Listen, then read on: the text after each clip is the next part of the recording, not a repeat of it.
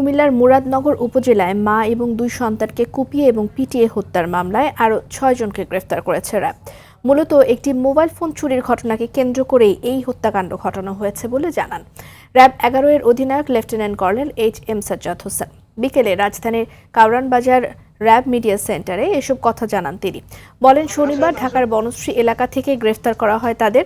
পরে গ্রেফতারকৃতদের মুরাদনগরের বাংলা বাজার থানায় হস্তান্তর করা হবে বলে জানিয়েছেন র্যাব 11 এর অধিনায়ক lieutenant colonel HM Sajjad Hossain. হত্যাকাণ্ডের প্রায় 39 ঘণ্টা পর গতকাল মধ্যরাতে থানায় মামলা হয়। মামলার 38 জনের নাম উল্লেখ করে অজ্ঞাতনামা আরও 20 থেকে 25 জনকে আসামি করা হয়েছে। মুরাদনগরে ঘটে যাওয়া একটা সহিংস চোরকে একটু মারধর করা হয়, সেটাকে নিয়েই মূলত প্রভাব বিস্তারকে কেন্দ্র করেই এই 3রা জুলাইয়ের ঘটনা। 6 জনকে অ্যারেস্ট করেছি।